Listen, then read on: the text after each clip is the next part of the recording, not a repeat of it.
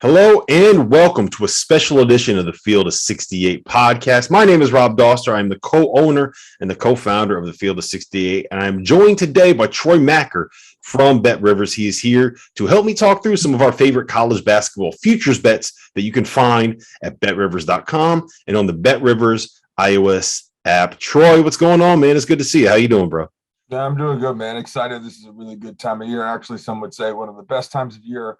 College basketball is just around the corner, and it's great to be working with you guys and putting together what is to be just an awesome slate of college basketball coverage this year. So let's get into it, man. I'm fired up.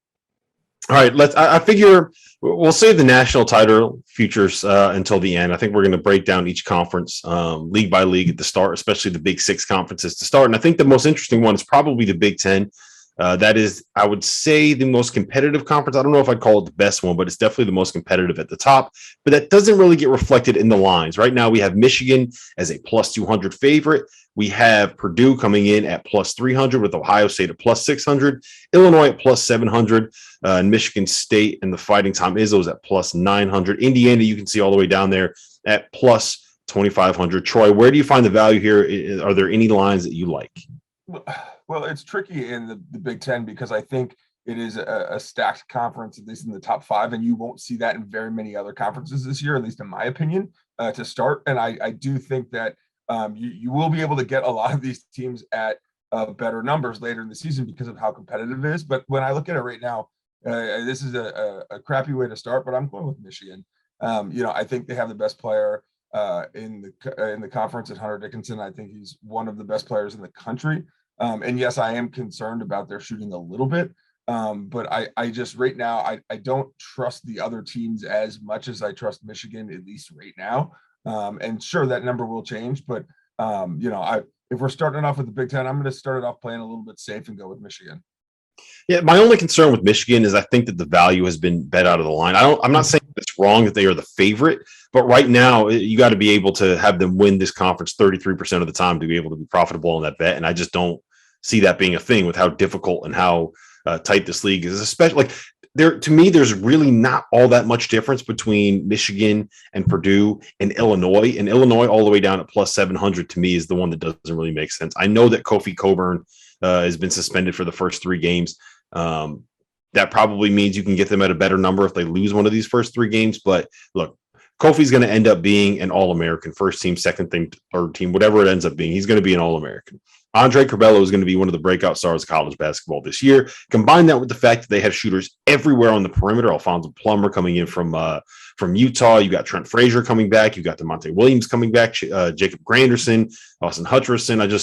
I love the way that this offense is built. I think that they have legitimate number one offensive team on KenPom within their range of outcomes. So to me, I don't see the difference between Illinois, Purdue, and Michigan, except in the line. So that's why I would probably want to be on Illinois at plus 700 here. Just it seems like that's where the value is. What do you think of Indiana at plus 2,500? How are you going to attack that? So I really like Indiana, and I really like that value. I've been really impressed with what Mike Woodson has been able to do early on in terms of getting transfers, keeping players, and getting recruits. And yes, I think that it's possible in this conference that that number goes up and you can even find even better value. But I just like that as a long term.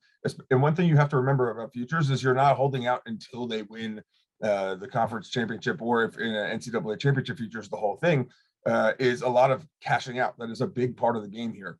Is if you can get a team at a really good number, really high number, and they exceed expectations, then you can cash out and collect some profit there. And I think that's what you're going to see with Indiana. Trace Jackson Davis is one of the best players in the country. He's a preseason All-American. I think he is going to take a huge step. We thought he was going to take the huge step last year, and there were a time where he was one of the three best players in the country. I think when you look at, you have a good glue guy in Rob Finney. I think this is a team that is going to surprise some people in a conference that has five very good teams, but there's no super duper elite team at this point. I'm kind of out on Purdue. I think they're going to be good. I think the expectations there might weigh them down a little bit. You got to worry about team chemistry a little bit with who's going to be touching the ball the most. I think this Indiana team, even though they are an absolute blue blood, that people aren't talking about them that much. And I think they have the talent to compete with the rest of those teams in the Big Ten. Yeah, I don't love the Indiana Big Ten line. I just don't think that there's ever going to be a point where they have a chance to really win the Big Ten. And I don't think it's ever going to be reflected in the line. But I do like your theory for national title futures betting on them, which is something that we'll get into later on in the show. I got nothing. The only other thing that I'll just note is that I think Ohio State, they are a team to keep an eye on simply because I think in the Big Ten, what you run into is it's the only conference in the country where probably the only conference in basketball anywhere on the planet that still relies on big, low post, heavy footed, throwback big men like a Hunter Dickinson, like a Zach Edey, like a Trevion Williams, like a Kofi Coburn, like a Trace Jackson Davis. And it works in the Big Ten when you're going up against other teams that have players like that.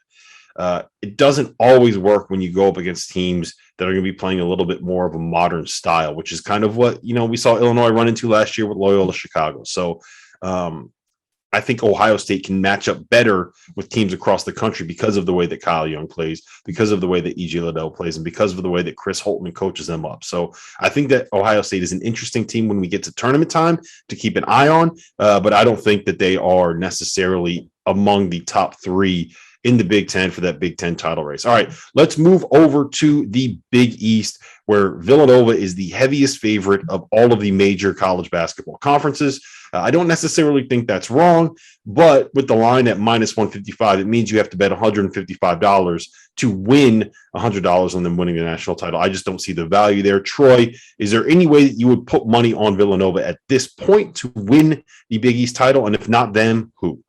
No, I wouldn't. I don't like that value at all. I love plus money. That's what I'm seeking for if I'm making bets. I'm not a high volume bettor. I'm a high volume eater and high volume drinker, but I'm not a high volume bettor. I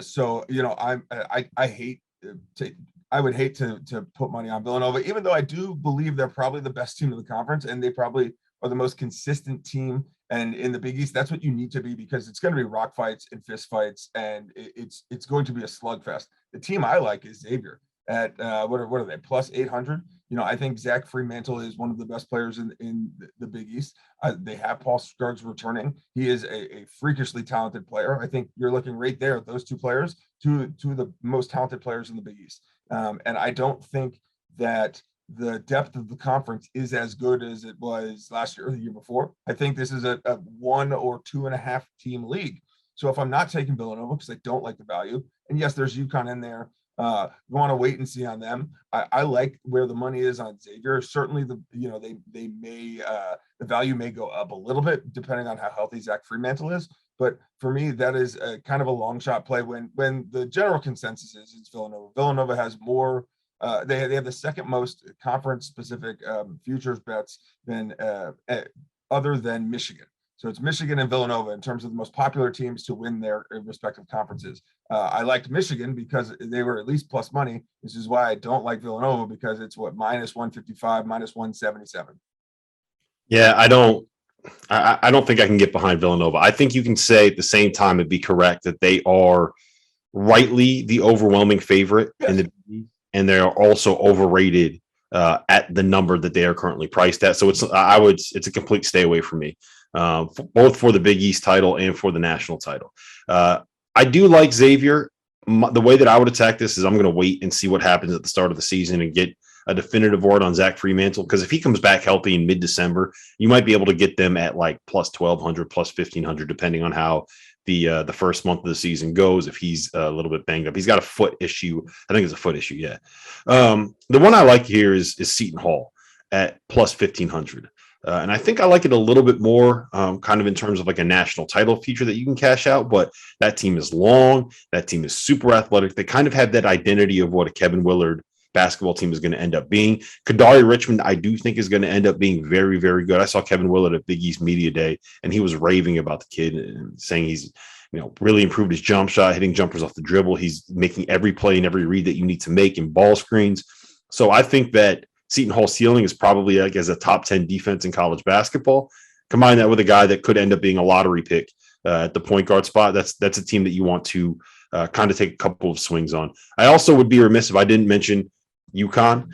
I do think that there are some like deserved question marks about who their go-to guy is going to be offensively, but I don't think people realize just how good RJ Cole was before he transferred to UConn from Howard. I think he'll be able to step into a little bit of a bigger role. They are long, they are athletic. I think we're going to see kind of a throwback UConn team in terms of the way that they play defensively, the athleticism that they have, forcing turnovers, getting out in transition. And the one last thing that I'll note is Adama Sanogo. Everybody you talk to around the program says that this kid's going to be a breakout superstar. One of the things that you saw last year, James Bouknight was not named first team All Big East. And I mean, everyone around the UConn program was like, these people are idiots. What are they doing? Why is no one putting James Bouknight first team? Are they mad because we're back in the conference? Blah, blah, blah, blah, blah, this, that, and the third. And the same thing is happening. Adama Sanogo was not named preseason All Big East. And everyone around that program is just like, there's no way that that's going to be something that happens. So I think that Adama is going to be in for a really, really big season. And if he is, that could end up being their go-to guy. You got anything else on this conference you want to add? Any Georgetown takes there? No. We don't need to talk about Georgetown. Pretend they don't exist. Absolutely not. I'd be more likely to take a flyer on UConn than Georgetown. and that's what he knows bad. Yeah. But I think Villanova is the best team in the conference. I think it's more than likely they're going to win the conference. That's what they've done since the older Big East was reformed. I just can't find the value there. I just can't. They have been one of the most consistent teams in college basketball over the last half decade. Some would say even the past decade. But because the conference, I think, is very thin in how strong it is from top to bottom. That's why I like Xavier, but I agree it could be a wait and see on them as well. But really interested to see how St. John's does. Champaign is one of the best players in the conference. Interested to see how Seton Hall does, and UConn for me is really interesting to see because of them coming back to the conference and reigniting some of those feuds. So this conference in general might just be wait and see on me. Yeah, it is a little bit strange that St. John's and Creighton have the same number. Yep.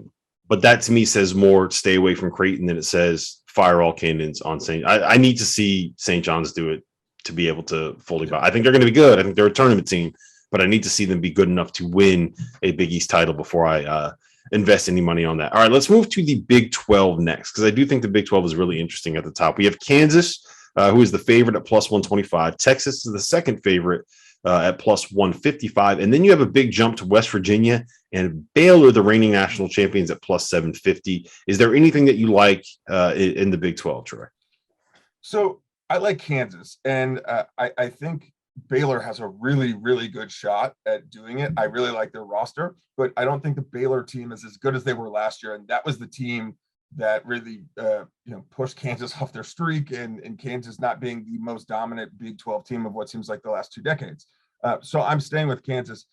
Texas is going to be very good. They could be really, really, really good this year. Marcus Carr was one of my favorite players last year who played at Minnesota, is now at Texas, but with a first-year head coach and just a lot of expectations and everything, we're staying away from Texas. I like Kansas because of who they have on their roster in terms of transfers and returners like McCormick, Ochai Agbaji, who feels like he's been there for 5 or 6 years. Speaking of 5 or 6 years, we have Mitch Lightfoot. That's more just a fun Perry Ellis joke. But I just really like this team because they're not going to be bad.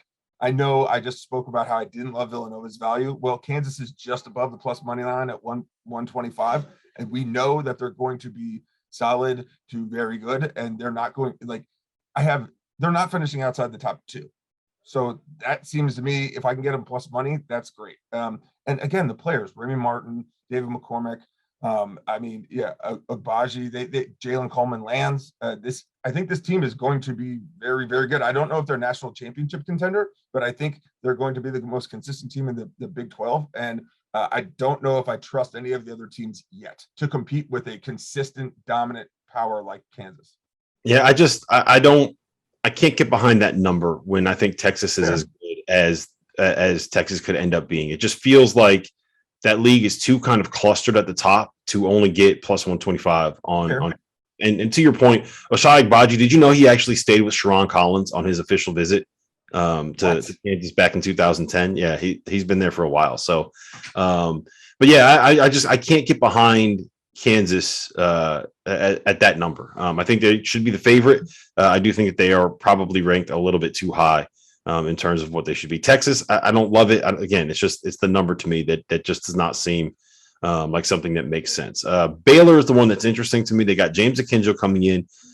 He's a kid. I talked to Scott in the summer, and he raved about his competitiveness. He said part of the issues that he had at Georgetown and at Arizona was it was just the wrong fit for what this kid is as a player. So I think getting him into a system where you have that kind of culture is probably something that's going to end up being ideal for them long term. Is there anything else that you like? Any other value that you see in here?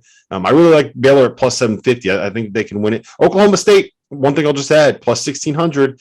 Avery Anderson coming back. You got the Boone brothers back. You got Musa Cisse transferring in. You got Isaac Likely, who I think is going to be able to play more of a natural role for him. And you like the Pokes there at all? I guess not. Actually, no, I don't. It's Kansas or Baylor to me. The more you talk about Baylor, the more I can get on them. I think they have a pretty complete roster. I like the defense rim protecting they have. Akinjo is a tremendous athlete and can get out and run. That's what he loved to do at Georgetown. They have Matthew Mayer, who is a tremendous shooter and really a better athlete than anyone will give him credit for. I think that's the play there, other than Kansas. But again, I just go back to if you don't have great conviction, go with Kansas, because it's if you can get plus money, which you can right now, they're not going to be at a much worse value. Maybe if they go on a 2-game losing streak, but I just think it's a safe play. Yeah, fair enough. All right, let's move over to the ACC, which I do think is also interesting at the top.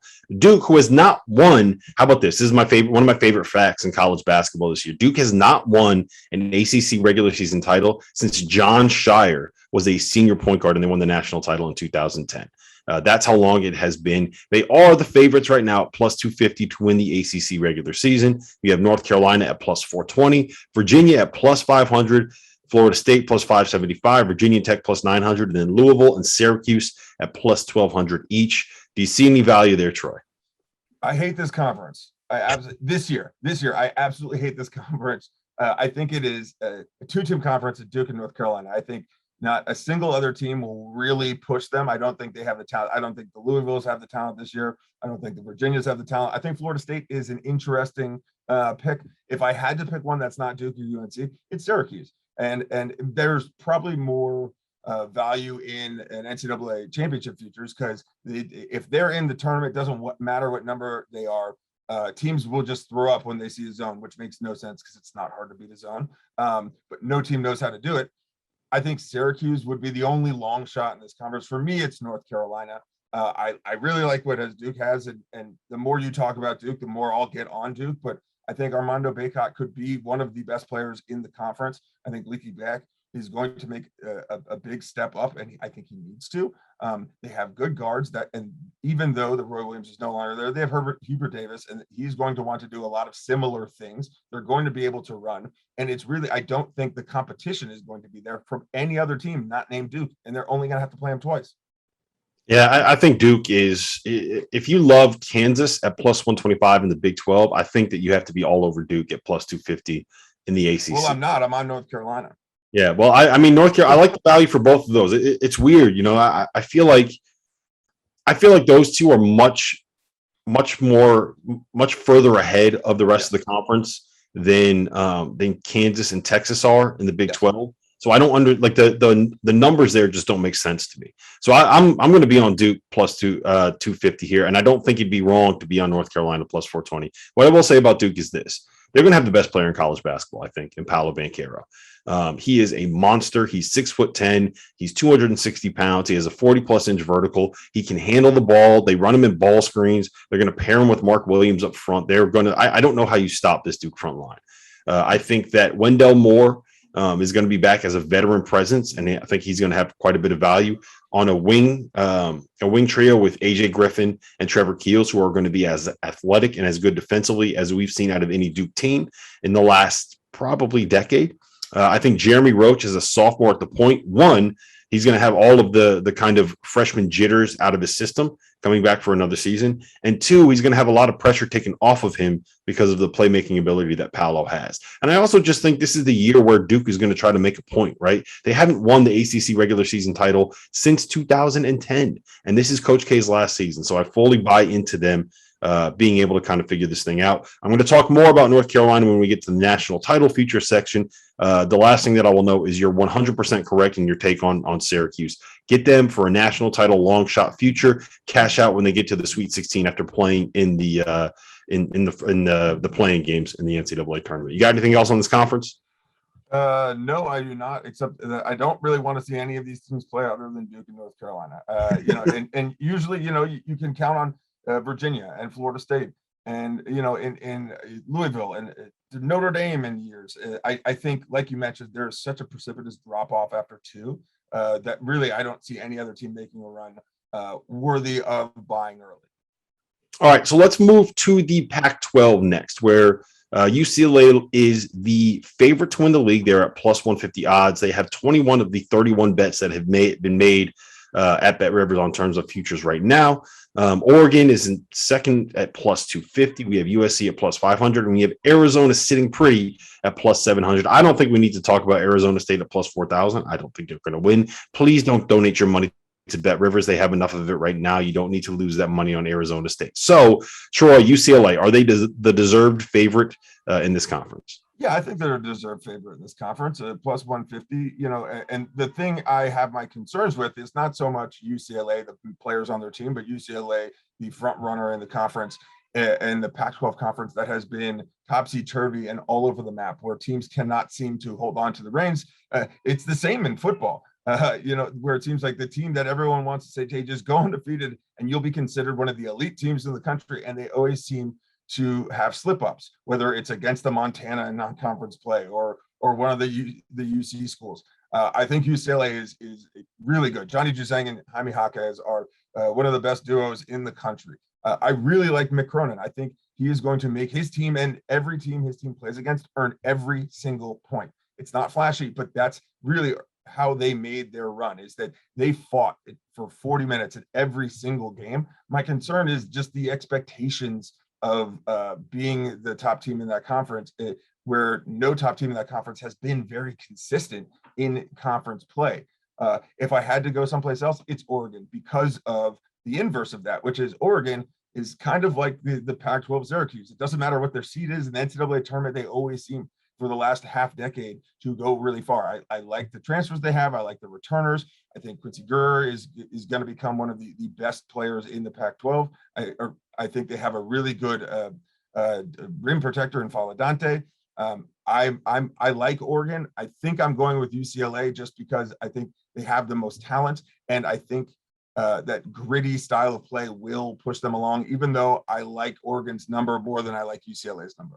I really like UCLA at this number because I think the gap, I mentioned the gap between Kansas and the rest of the field in the Big 12. I think that the gap between UCLA and the rest of the field in the Pac-12 is much, much bigger. Is it bigger than Villanova in the Big East?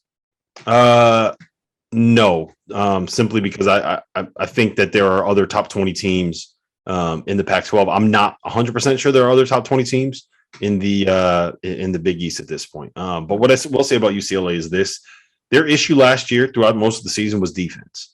They figured it out during the NCAA tournament, and then they added two of their best defenders heading into the season, and freshman Peyton Watson, who's going to be a monster on the wing, and Miles Johnson, who is the kind of big, physical, low-post presence on both ends of the floor that they were lacking last season. I'm all in on this UCLA team. I think that they are if they're not the best team in the country, I think that they are right there with Gonzaga, with Kansas, with Texas, with some of those other powerhouses. So I'm all in on them winning the Pac-12. I think that of all of the I guess except for Duke, but I like them better than the Kansas number. I like them better than the Villanova number, and I like them better than any of the numbers in the SEC this season. And then the other team that I like in the Pac-12 is Arizona. I just think that with Tommy Lloyd, a former Gonzaga assistant, coming in, their roster is built the way that Gonzaga teams are going to want to play. They have athleticism on the wings and Benedict Mathurin and Dallin Terry. They have a big guy in Umar Ballo that I think is going to be able to kind of play that 5 role that has been so effective for Gonzaga over the years. I mean, think about it. They made it to a national title game playing Shemet Karnowski at the 5. What they want to do, get up and down the floor, run ball screens, try to seal their big guys in the paint and get post touches and score that way. I think Umar is going to be able to do that. Christian Koloko is another guy at the 5. I think we'll be able to spell him and give them another look. He's longer and more athletic. And then look, Benedict Mathurin and Azuolas Tubelis, those are two guys that I think are going to be able to take a step forward this season and put themselves in a position to be drafted. I also like Pele Larson, the transfer coming in from Utah, another kid that can shoot. So at plus 700, to me, they are not the fourth best team in the Pac-12. I think that they could end up winning this league.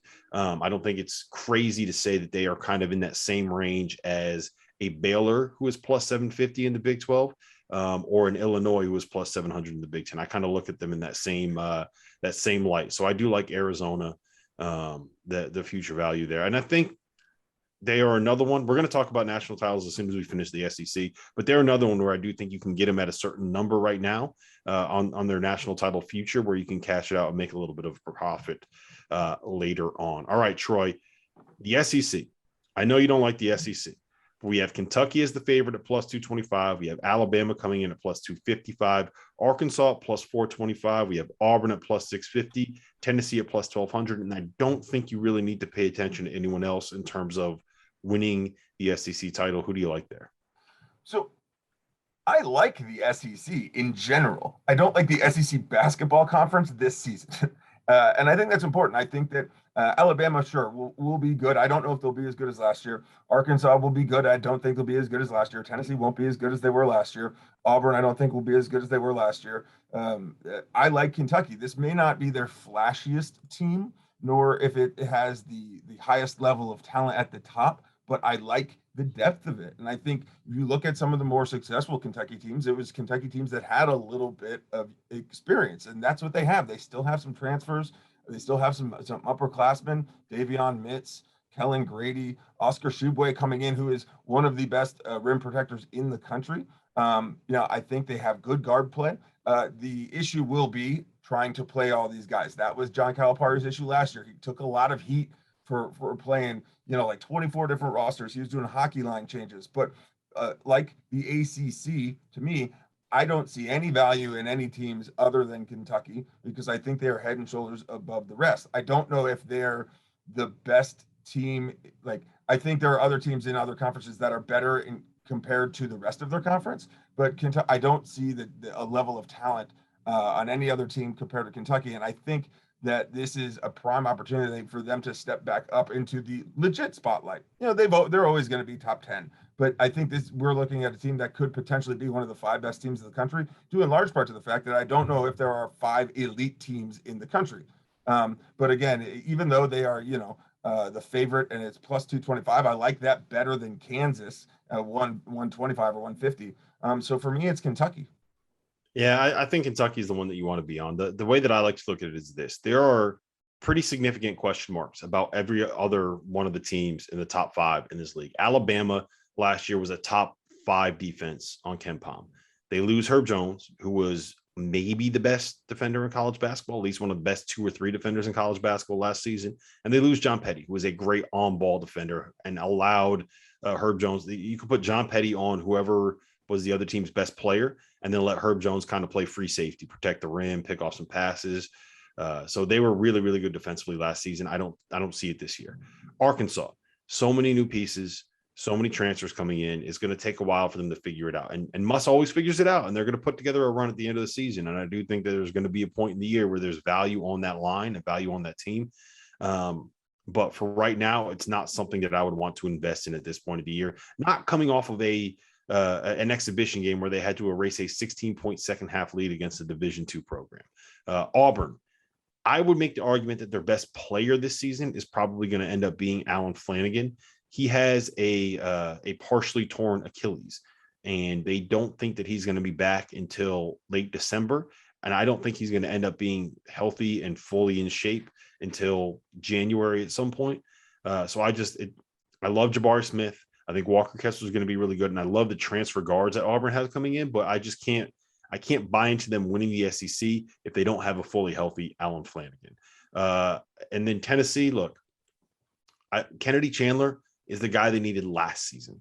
Last year, they had no point guard that could set the table for everyone and a bunch of guys that could finish plays and finish possessions. This year, they lose a lot of those pieces. Now, they're going to be good, right? John Fulkerson is back. Josiah Jordan-James is back. They got this kid transferring in from Auburn named Justin Powell, who's going to be really, really good.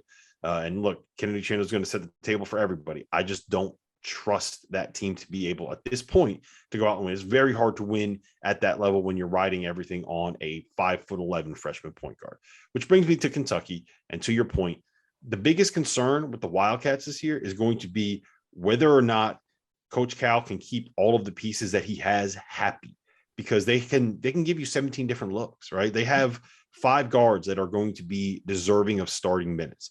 They have a whole bunch of big guys. They have enough depth where they can go with 2 bigs if you want to play Damian Collins and Sheway together, or you could put Keon Brooks at the 4. You could even put him at the 5, play Jacob Toppin at the 4, and have a lot of fun with that lineup. They have shooting.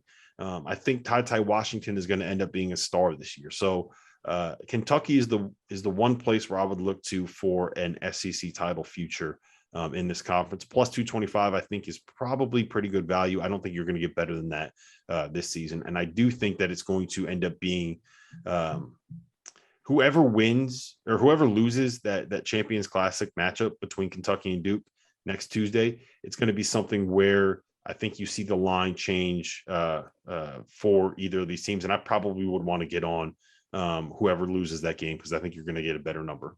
Might be the best number you get all season. All right. Any smaller schools that you want to mention, Troy? Any small leagues that you think are interesting? Yeah. So, in searching out plus money and trying to get really good value, the place I always look is the SoCon. And it's because there are 6 teams in that league that could vie for the championship. There are 6 teams that are, and they're around the same talent level. They're going to have the same record. It seems like the last 3 years going into the final week, there were 3 or 4 teams within 1 game of each other. Right now, Furman is plus 225, but then you look at, Chattanooga, Mercer, Wofford, VMI are all from 350 to 1,000, and all 3 of those teams, or 4 of those teams, could ostensibly win the championship. I'm not putting any money on Furman, although they've been the best team in the conference the last 3 years. Wofford for me is a team that is really, really good. UNC Greensboro as well, and Mercer. So if you're just looking if you're value hunting, I think the SoCon is a great place to look. Yeah. Wofford has looked really good heading into the start of the season. They just beat Belmont by double digits in a preseason scrimmage last week, and they beat Charlotte by 25 in a preseason scrimmage. So Wofford is a team that you might want to keep an eye on. There might be some value there. I'll just mention 3 real quick. I do like Belmont at plus 175. They're probably the oldest team in the country, and Nick Muzinski is an absolute house. They have great guard play. They have veterans everywhere. They have a bunch of 50-year seniors that are going to start. Colorado State plus 300 in the Mountain West. I think that they're the best team in that league. I don't think, look, I need to see San Diego State be the best team in that conference, losing everything that they lost last season. They're going to be good. They're going to be in the tournament. I think Colorado State's the best team. For my money, they have the 2 best players in the conference. David Roddy, mark him down, appointment viewing, a 6'4" guy that can play the 5 and is the best passer on that team. He's got some Draymond Green vibes if you want to be able to watch that. Plus, he's a fat guy too. You got to love fat guys that are athletic and making plays out there. Yep. Last one I want to mention, Houston plus 350. There should not be that big of a gap between Houston and Memphis at the top of that conference. Houston is one of these teams. It doesn't matter who they lose. As long as Kelvin Sampson is there, he's going to find a way to get his guys to play. Tremont Mark's going to end up having a really good season. Marcus Sasser is a guy that you need to pay attention to. They're going to defend. They're going to crash the glass. They're going to play tough. And Memphis, I get it. I understand why they're priced where they're priced. I'm not ready to buy into them fully. And I do think that is Houston's conference to lose until they actually lose it. Well, let's talk about title futures. Troy, Gonzaga's a favorite at plus 650. You got Michigan there at plus 900. You have Villanova up near the top. You have other teams up near the top. Who do you like? Is there anyone that you want to invest in to win the national title at this point? Yeah, there are 2 teams right in the top, and it's Michigan and UCLA. So right now, Gonzaga is backed by about 30% of the handle. Michigan's at 13% of the handle. UCLA is 6% of the handle. In bets, we're talking Gonzaga is backed by 25% of the national championship bets. Michigan 14%, UCLA 10. Like I said, with the Pac-12, I really like Mick Cronin. I like Jaime Jaquez and Johnny Juzang. I think this is a team that proved themselves in the tournament last year. The Pac-12 is going to be a fickle league that honestly, Arizona could make a run. I don't know if the best team will win that conference, but we've seen in the past half decade that the best team usually makes a run in the tournament, and that best team may have not won the conference championship or the regular season. Oregon a couple years ago, what seems like 2 or 3 years in a row, UCLA as well. I really like UCLA. Their talent level. Tiger Campbell is, when healthy, is a very sturdy point guard who can make plays and has great vision. Michigan, I like because of Hunter Dickinson. I think also they're a momentum team, and they play through their head coach, and Juwan Howard is a really emotional guy. He gives them energy. And Purdue as well, because I think, especially in the tournament, if you're going to need to be able to make shots, but I think having huge big men is going to help you, because a lot of teams don't see this. Now, certainly having big guys is the reason Purdue lost to Arkansas Little Rock a couple years ago. Chris Beard, they couldn't defend the smaller guys, but I think the talent level of Purdue and also the number there, I think they're going to be bet up. I think they're going to see higher, shorter odds later in the year. So I'm taking Purdue there as well. And then I do have a long shot, and that's Indiana, like we talked about, just because at plus 8,000, that's a great number for me. I think they're going to be shorter odds as we get closer to spring. So, and I think they have the talent level to compete. So those are the teams I'm looking at. Yeah, I like the UCLA call. I think that I would make the argument that they are them at 10-1 odds is better than Gonzaga at 6.5 to 1 odds. I think Kentucky and Duke are the two values that I really like near the top, and what I will term the favorites, I guess. Paolo Banchero is going to be the best player in the country. Duke is going to be able to defend the way that we expect a Duke team to be able to defend. And then Kentucky, like I mentioned earlier, I think Ty Washington is going to be a guy that really surprises people. And I do think that by the end of the season, we're going to be talking about both of those teams in the number one seed conversation. If you can get a number one seed at plus 1,300, plus 1,400, that is pretty good value. I will mention Purdue. I agree with you in what you're saying. We haven't mentioned Jaden Ivey yet, which we probably should have at this point. He's going to end up being a breakout star. But to me, the reason there's value there is because I don't see any difference between Purdue and Michigan and Illinois. Michigan's plus 900. Purdue is plus 1,500. Illinois is plus 2,000. I think that those are worthwhile bets to make. Same thing with Baylor. And like I mentioned, Ohio State as well, plus 2,000. I think that those are lines to look at. The one that I really like is North Carolina at plus 3,000. That's probably my favorite bet at this point. And it's a long shot play on Caleb Love finding a way to end up being the kind of superstar that we expect him to be, the 5-star point guard that they recruited last season. What I will say is this: North Carolina teams, Hubert Davis is going to play the same way that Dean Smith did. He's going to play the same way that Roy Williams did. You're going to see that secondary break. You're going to see that same kind of action. This year, he shot 13 for 34 of his last 6 games from 3 last season. That jumper's coming around. 2, he's going to be on a roster where instead of having Garrison Brooks and Armando Bacot or Day'Ron Sharp or Walker Kessler clogging up the lane, now Bacot's going to be out there with someone like a Dawson Garcia who can step out and knock down a 3, someone like a Brady Manick who is a sharpshooter, even though he looks like he came out straight from 1985. Kerwin Walton's a guy that does not miss. I think that Caleb Love, with the space that he's going to have this season, is going to be much more effective. I think we're going to see more of a Kobe White, Joel Berry, Raymond Felton kind of a season than we are what we saw last season from Caleb, where he was one of the most inefficient players in all of college basketball. Last thing I'll note, Troy, we touched on this a little bit earlier, but BetRivers offers you the ability to cash out of a bet as the odds continue to change. What that essentially means, if you bet someone at, like, let's just say 10-1 odds, and the odds go to 5-1, it means that you're going to be able to double your money more or less on what that cash out is going to end up being.